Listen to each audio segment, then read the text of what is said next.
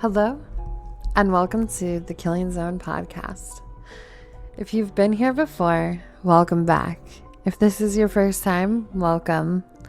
My name is Lindsay, and I like to dive into the strange and unknown. During this podcast, I will tell you stories of murder, deceit, and the macabre. Strap in and get ready for the Killing Zone. On today's episode, we will be discussing a case that has been suggested by one of our listeners. This episode is dedicated to Peachy. Thank you for being a fan of the Killing Zone podcast. It's because of listeners like you that make this podcast possible.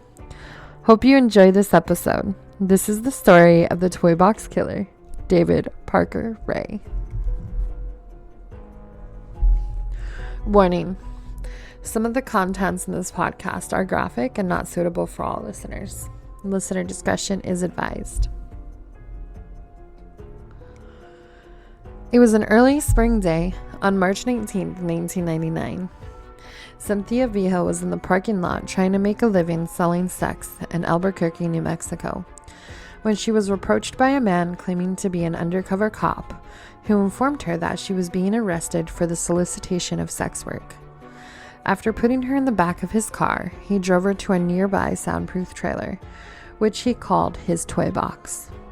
That man was David Parker Ray, the toy box killer. From the mid-1950s to the late 1990s, David Parker Ray kidnapped several women and brutalized them in his toy box torture chamber. This is that horrific story. Strap in as we get ready to talk about the toy box killer and his brutal acts. David Parker Ray was born on November 6, 1939, in Belen, New Mexico, to Cecil Leland Ray and Nettie Opal Jensen. During his childhood, David and his younger sister Peggy Pearl Ray lived with their grandparents on their mother's side. His father would often visit. David's father gave the young boy sadomasochistic pornographic magazines and would often beat David when he came around. David attended Mountainair High School in Mountainair, New Mexico. Here he dealt with much bullying due to his shyness around girls. This bullying spiraled David into the abuse of drugs and alcohol. During his teenage years, he developed 6 sexual fantasies of raping, torturing, and even murdering women. When David was 14, his sister stumbled upon a sadomasochist, I always pronounce this word wrong, sadomasochist and pornographic drawings. Many were of torture and bondage. As a result of seeing these, Peggy began to distance herself from David. Later in life, David would admit that he had been raping women since the young age of 14. In a tape recording from July 23rd, 1993, recorded by David, he says, "I've been raping bitches ever since I was old enough to jerk off, and tying little girls' hands behind their backs." He even admitted to his first wife that he committed his first crime in 1957. He told her he had kidnapped a woman, tied her to a tree, and tortured and murdered her. However, police were unable to verify his account. After high school, David served in the U.S. Army as a general mechanic, but received an honorable discharge. David then moved on to work as a maintenance man for the New Mexico Parks Department in Truth or Consequences, New Mexico, for the rest of his life until he was arrested. In 1997, David met 37-year-old Cindy Hendy, who worked at the state park as well. She had been there fleeing convictions on grand theft auto and drug charges in Washington state. They became romantically involved and bonded over their share of violent sexual fantasies. In the same 1993 voice recording, David told his victims that they would be forced to service Cindy as well. David had been divorced 4 times and had 2 children. One child was even his accomplice, Glenda Jean Ray. She had even tried to warn the FBI about what David was doing, but the FBI stated that the allegations were so nonspecific that they were unable to arrest David. David sexually tortured and killed his victims. He would use whips, chains, pulleys, straps, clamps, leg spreader bars, surgical blades, electric shock machines, and saws. It is believed that he terrorized many women with these tools for many years with the help of accomplices, many of those being women that David had been dating. His toy box, which was a repurposed cargo trailer, was located outside his home in Elephant Butte, New Mexico, along with numerous sex toys, torture implements, syringes, and detailed diagrams showing ways of inflicting pain. There was a homemade electrical generator that he used to electrocute his victims. In total, it is believed that David spent $100,000 on the trailer, fitting it with his sex toys and torture devices. David constructed elaborate contraptions to confine his victims, including fur-lined coffins and a makeshift pillory. He also had elaborate locks and pulleys to prevent his victims from escaping. A mirror was mounted to the ceiling above the table in which he strapped his victims, so that they would be able to see themselves being raped and tortured. He wanted his victims to see everything being done to them. He would even put his victims in wooden contraptions that bent them over and immobilized them while he and his girlfriends, and sometimes other friends, raped them. When his victims would wake up, he would play a tape. With his voice, they would hear. I get off on mind games. After we get completely through with you, you're gonna be drugged up real heavy with a combination of sodium pentothal and phenobarbital. They are both hypnotic drugs that make you extremely susceptible to hypnosis, auto-hypnosis, and hypnotic suggestions. You're gonna be kept drugged a couple of days while I play with your mind. By the time I get through brainwashing you, you're not gonna remember a fucking thing about this little adventure. It is uncertain how many victims David claimed over the years. Investigators believed that he raped, tortured, and killed up to 60 people over the course of his life, but they have not been able to locate any remains. A diary kept by David detailed what he did to each victim, but it didn't disclose the location of the bodies. His accomplice, Cindy, told investigators that his victims were dismembered and buried, dumped in the Elephant Butte Lake or in a nearby ravine.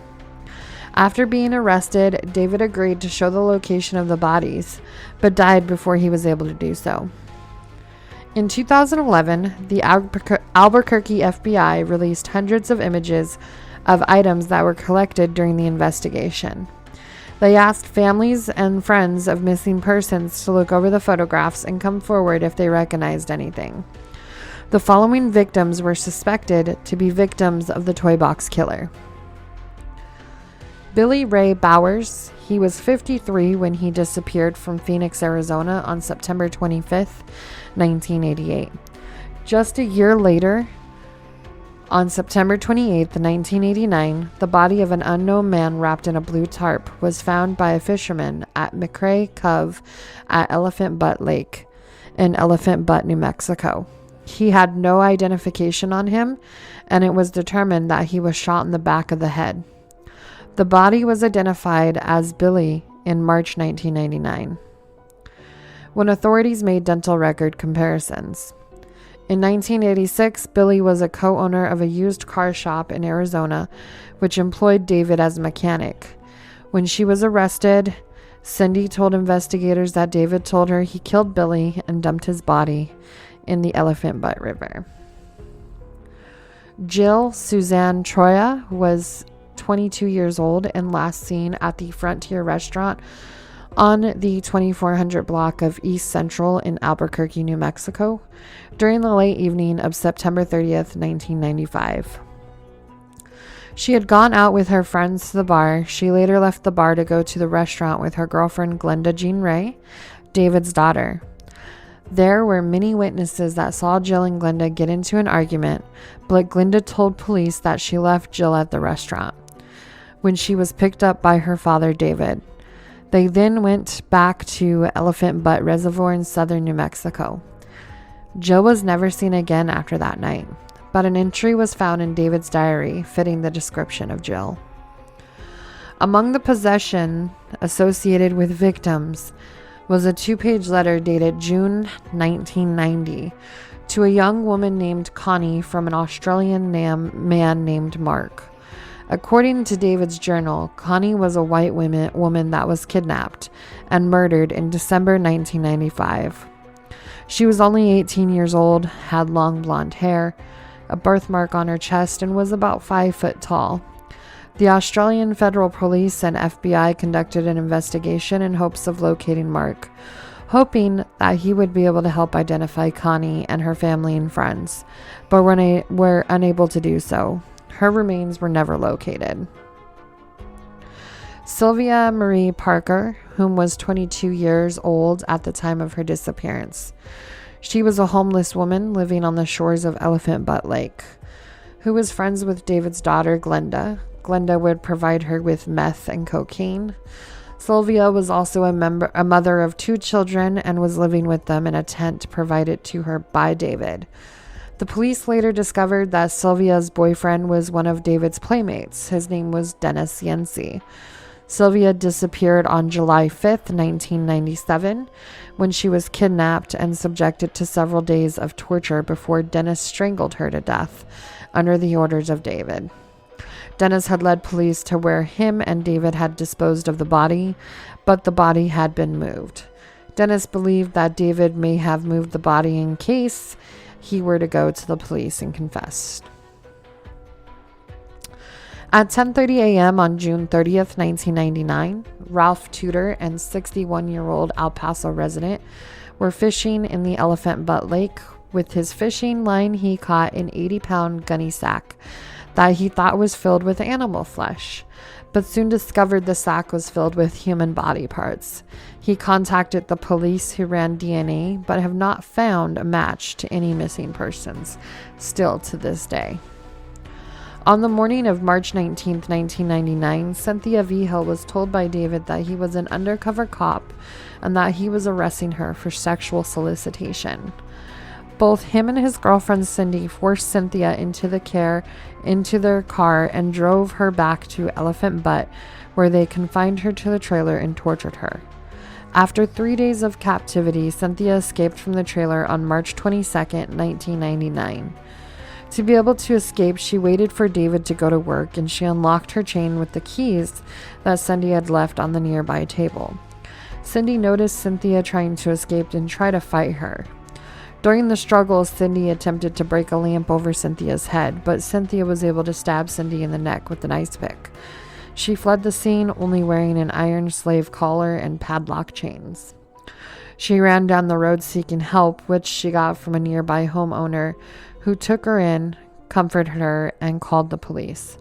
Her escape led police to the trailer and instigated the capture of David and his accomplices. Angelica Montano came forward with a similar story to that of Cynthia's. She said she had been held captive by David after Cindy invited her to the house to pick up cake mix. After being raped and tortured, Angelica convinced the pair to release her along the highway. She was picked up by an off-duty officer and told him what happened, but he did not believe her and left her at the bus stop. She also later called the police about the incident, but there had been no follow-ups.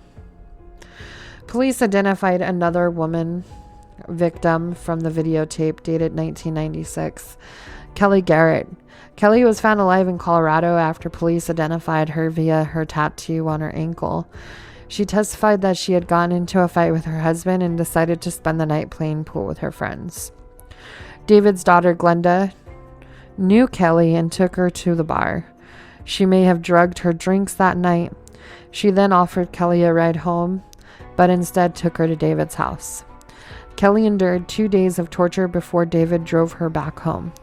David told her husband that he had found Kelly incoherent on the beach.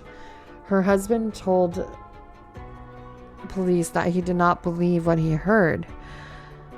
And her husband did not believe that she could not remember where she had been. And Kelly said she did not know what to tell police. And so she did not contact them.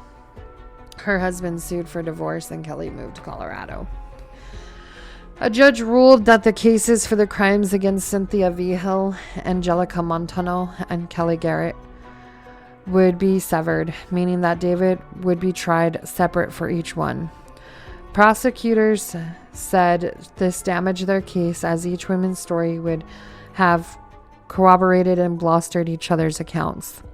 The judge also ruled much of the evidence found in the trailer during the 1999 raid could not be admitted in the Garrett and Montoya cases. The first trial for the crimes against Kelly Garrett resulted in a mistrial after 2 jurors said they found her story unbelievable. David's defense was the sex trailer was a part of David's fantasy life and any sex was consensual. After retrial, David was convicted on all 12 counts. A week into his trial for the crimes against Cynthia Vigil, David agreed to a plea bargain and was sentenced in 2001 to 224 years in prison for numerous offenses in the abduction and sexual torture of 3 young women at the home. The plea deal was to obtain leniency for his daughter. Prosecutors stated that the surviving victims had approved the deal. David's daughter Glenda was charged with kidnapping and criminal sexual penetration. She pled no contest and received a 30-month sentence with an additional 5 years to be served on probation. In 1999, Dennis Roy Yancey, the 27-year-old accomplice, pleaded guilty to the 1997 murder of Sylvia Marie Parker. Dennis confessed to helping David and Cindy lure Sylvia into captivity. Dennis said that Sylvia was tortured and David forced him to strangle her. Prosecutors noted that no evidence was found that tied Sylvia to David. Dennis was also charged with kidnapping, 2 counts of conspiracy to commit a crime, and tampering with evidence. He was sentenced to 30 years. David was not charged in the murder of Sylvia Marie Parker. In 2010, Dennis was paroled after serving 11 years in prison, but the release was delayed by difficulties in finding a plan for residence. 3 months after being released, Dennis was charged with violation of parole. He remained in custody until the year of 2021. In 2000, Cindy Hendy, the girlfriend and accomplice of David, testified against him. She received a sentence of 36 years for her role in the crimes. She was scheduled to receive parole in 2017. She was released on July 15, 2019, after serving the 2 years of her parole in prison. On May 28, 2002, David was taken to the Lee County Correctional Facility in Hobbs, New Mexico, to be questioned by state police. He died of a heart attack just before that meeting. Cynthia Vigil went on and founded Street Safe New Mexico, a volunteer harm reduction nonprofit that works with sex workers and other vulnerable people living on the street. To close out this episode, be careful who you associate with. Many of the women who were identified that were abducted by David had been led by people they trusted and thought they knew. Just because you know someone doesn't mean that you should put all your trust in them. They may end up being the devil in disguise. Thank you all for listening to this episode. I have hopes that you will return to listen to the next episode of The Killing Zone. This is Lindsay signing off. Stay happy and stay happy, killers. Stay healthy and stay healthy. Thank you.